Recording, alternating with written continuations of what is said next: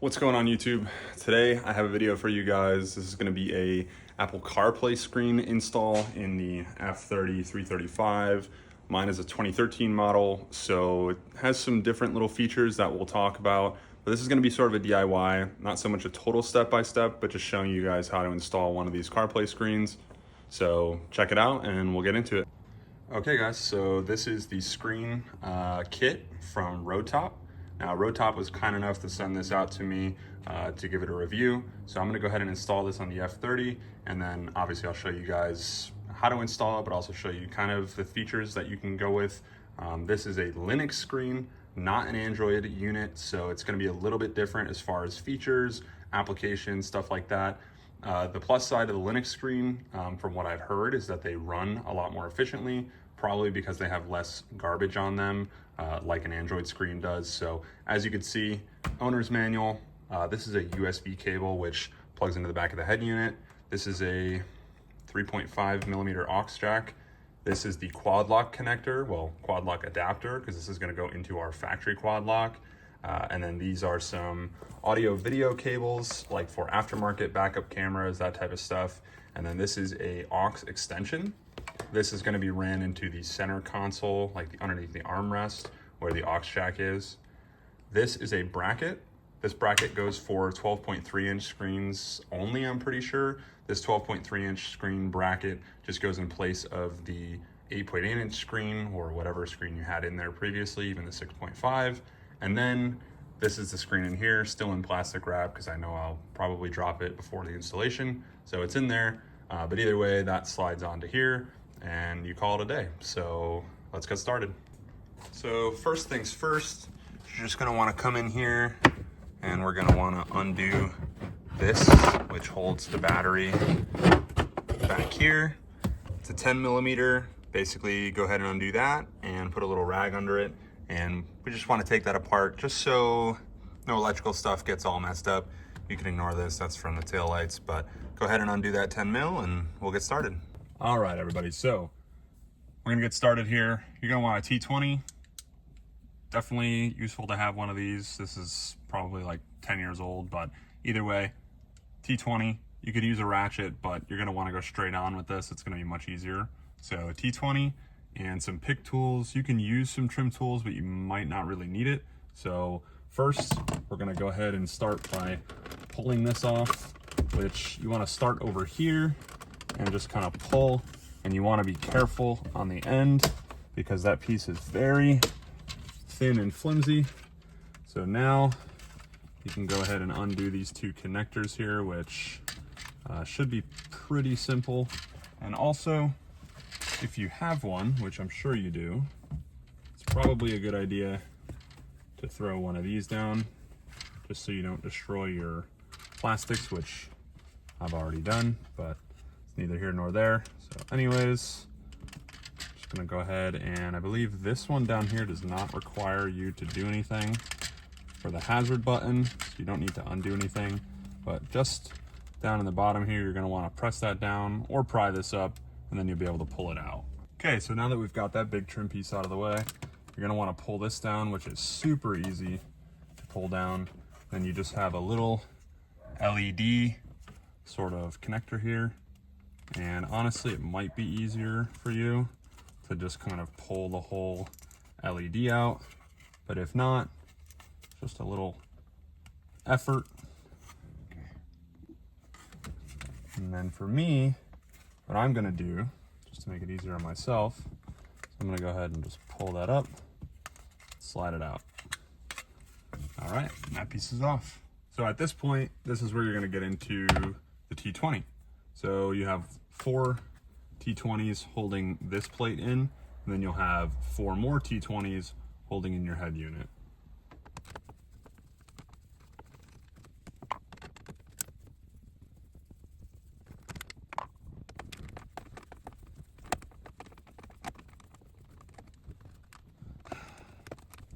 Once you have those 4 T20s disconnected, this will just pop off, and it's going to be kind of hard to show you, but there is a little piece right here. Now that that's out of the way, you're left with your 4 more T20s for the head unit. So we'll go ahead and remove those. All right, and now that you've removed those 4 more T20s, this is gonna slide out. Mind you, yours might not look exactly like mine, just because I've already taken this apart before and swapped the dash. So kind of show you guys back here just a little bit. It's gonna be kind of hard to see, but basically you'll have 2 connections here, which are color coded. You'll have 2 more down there, which are also color coded. You'll have that blue one, which is color coded. And then you'll have 1 more back here, along with the quad lock. I would recommend moving these ones first, then these, then the blue one, big quad lock, and then that final one down there, just because you kind of have to get behind it with a pick tool to release the connector. So do it in that order. These are pretty simple. They just you kind of push them in, and then you can pull them up. It's pretty easy, just like that. So yeah, just push this little piece in. The white tabs on these, you're gonna flip the white tab up, and then you're gonna press the white tab and pull these up. All right, now all the connections are out of the way. This is a CIC high head unit, so it's not gonna look identical if you have an NBT or an NBT Evo with ID4, ID5, ID6. Technically, they're all the same or similar 6-pin LVDS for the screen, which works for CIC high and NBT. So I do have the 6-pin screen just because I have the CIC high and not the regular CIC. So essentially, now we're left with this mess. We want to take the screen out because we're not going to use that, obviously. And again, as you would expect, 2 more T20s, and then the screen will come out. And then once the screen's out, we just have to do some connecting of the wires, move some wires around, and then call it a day. Now this connector on the back is probably going to be the worst one. You're going to want to push in this tab and it's going to pull out, but it's going to be pretty frustrating, so give it some time, flip the screen around, face it towards you, give it a little bit of effort, but yeah, it's probably going to be annoying. It's probably going to be the worst connector out of all of them, just an FYI. Now the head unit's out, so I'm going to start plugging in some wires here, and we'll kind of get started with that, and you guys will see what's next. So this black and green cable, if you have this black and green cable, you have to remove this, swap it onto the new quad lock connector. That is so audio and other things will work, because if you don't swap that on, then you're going to have basically, I believe, no audio. It's going to be obviously not what you want. So just to start, I put the bracket on there just so we can get it in. And then what I'll do is I'll just secure it. I'll put in these 2 T20s back in, and we should be good to go. Well, actually I lied, I dropped one, so we're only gonna put 1 T20 in, but that'll keep it stable for now when I order another T20 from work. So I plugged in the quad lock. This is the new quad lock, but keep in mind, so this aux adapter, now this has to go to the screen, but you're gonna wanna run this aux through the center console and into the armrest, so you can use this, and so your screen gets, or I should, yeah, I guess to say your screen gets audio. All right guys, so as you can see, this is the aux cable, which goes to this white connector here. I ran this, stuck my hand down underneath here, pulled it through. I pulled this e-brake boot up as well as my shift boot. If you have an automatic, just take this plate off. Ran it up through here. I plugged it into the aux. I'm probably gonna Dremel out a little divot or drill a little hole there and make it look pretty, but at least for now, I just wanted to get it routed so we can get it working. So that's what we got going on. All right, everyone. So we sort of have things kind of tidied up. I moved some things around, so hopefully it's a little bit easier. But right now, I just kind of have everything, or hopefully everything lined up. So yeah, I'm gonna start putting things back together. It's gonna be real tight in here, so good luck kind of fitting everything. But once you get everything fitted, we'll give it a test run. All right, everybody. Screen is in, so as you can see, it is massive, but screen is in. This is all hooked up. I left obviously the climate control and all that stuff unplugged for right now. And then, yeah, so I will get this all fed through here, and I'm just gonna start up the car and just see if this boots up, and we'll see what happens. So let's just see what happens here. Let's see if this boots up. Okay, so it's booting up. It's definitely booting up. Let's see what goes on here. All right, pretty cool, pretty cool. So not really sure how to get out of that, but oh, okay, there we go. So it is touchscreen, so pretty cool. Got CarPlay. So let's see, for wire connection, for wireless connection, use your phone to search this device. CarLink kit, confirm the authorization request on your iPhone. So yeah, I'm gonna go ahead and set this up. It's got some things on here, auto link, AirPlay, USB, but it's got a good display. So yeah, this is it turned on. I'm gonna see if I can get connected to CarPlay here, and we'll see what happens. All right, everybody. So the CarPlay is set up. It's the next day now. Just wanted to give some time so I can run through some features of this. And so I had something to tell you guys so it makes sense. Essentially, I'm gonna tell you guys probably the most important thing when you're setting this up, is at least for wireless CarPlay. So obviously we're in the CarPlay unit now. We're gonna go ahead and hit the menu button. So now we're back to this main screen. So you wanna hit setup, and I believe it's system. Yeah, so system. So you wanna hit use car's Bluetooth channel.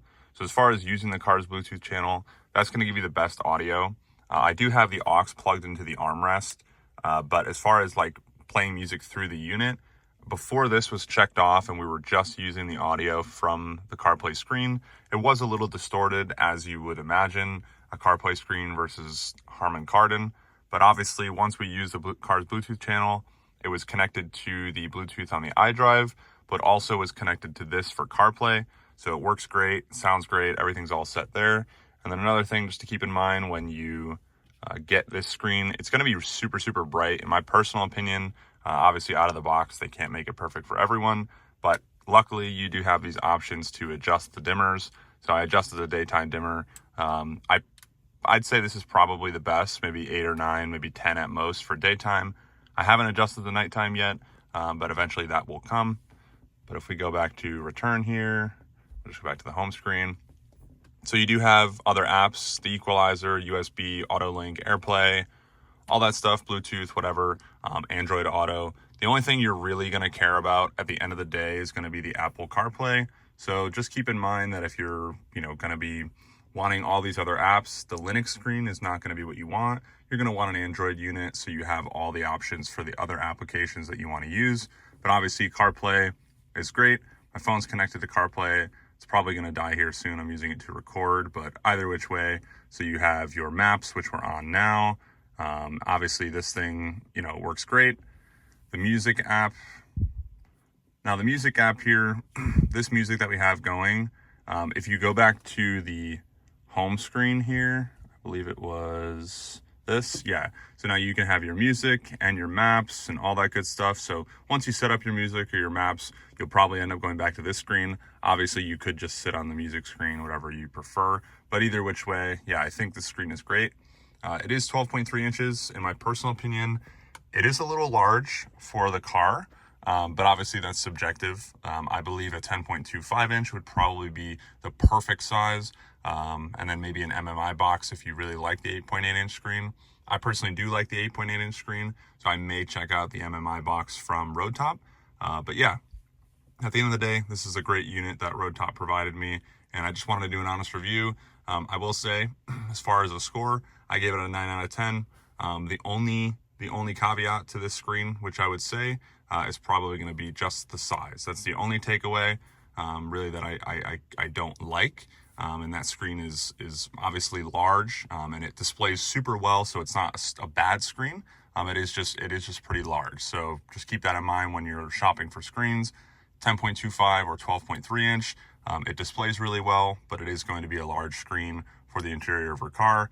If you have a 5 Series, 6, 7 Series, it's not going to be that big, but in a 3 Series, it might seem a little large. So just keep that in mind. But either way, at the end of the day, if there's something that you guys want to talk about, if something you guys want to ask questions about, please put it in the comments below. But this is the CarPlay setup for you guys, 12.3 inch screen from RoadTop. So once again, thank you guys for watching, and I hope you like, comment, subscribe, and you have a good one.